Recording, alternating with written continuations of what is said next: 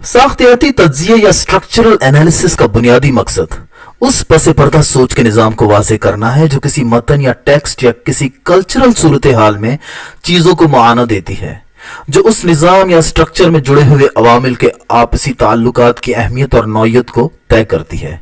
और इसी सोच से फिर आगे अमल के धारे फूटते हैं जो लोगों के रवैये तय करते हैं।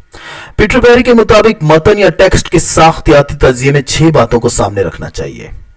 नंबर 1, चीजें जिन स्ट्रक्चर्स का हिस्सा हैं वही उनके मानी तय करते हैं, यानी अल्फाज के अपने अंदर कोई माना नहीं होती और मतन या टेक्स्ट का ओवरऑल स्ट्रक्चर वाज़े करता है कि इनको किन माना में लिया जाए। नंबर 2, ये स्ट्रक्चर्स चीजों की रिवायती माना तय करते हैं, यानी जब तक इस रिवायत या कल्चरल बैकग्राउंड में देखा जाएगा इनकी माना वही रहेगी जो वो रिवायत या कल्चरल स्ट्रक्चर तय कर रहा है।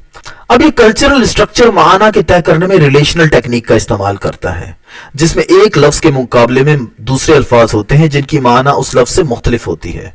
और लफ्जों का ये इख्तलाफ लफ्ज की रिवायती माना तय करता है। तीसरी बात यह है कि जुबान का काम महज ख्यालात का इजहार यानी रिफ्लेक्शन ही नहीं बल्कि ख्यालात की शक्ल तय करना यानी कि उनको कॉन्स्टिट्यूट करना भी है। लिहाजा जुबान का इस्तेमाल तय करता है कि हम दुनिया के मामलात को किस माना और किस नजर से देखते हैं,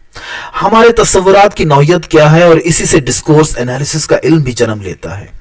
इससे चौथा नुक्ता पैदा होता है कि जब आप किसी टेक्स्ट या मतन या किसी कल्चरल सूरत हाल को एनालाइज करें तो उन छुपे हुए तस्वुरात, कोड्स या पैटर्न्स पर नजर रखी जाए जो कि पसे पर्दा रहकर अल्फाज, मज़ाहिर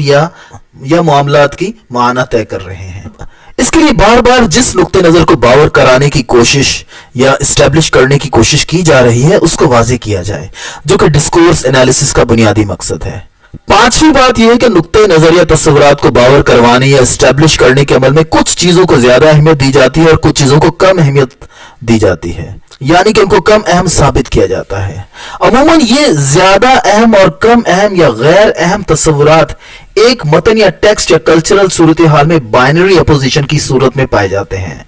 कारी का काम है कि गौर ख्वास करे कि कैसे किसी नुक्ते नजर या तस्वुर को ज्यादा अहम साबित किया जा रहा है और क्या इस तरीके कार में कोई माकूलियत है। छठा नुक्ता यह है कि इस साख्तियाती तज्जिये में मुसन्निफ की मर्जी या ख्वाहिशात को और तारीखी पस मंजर को चंदा अहमियत न दी जाए,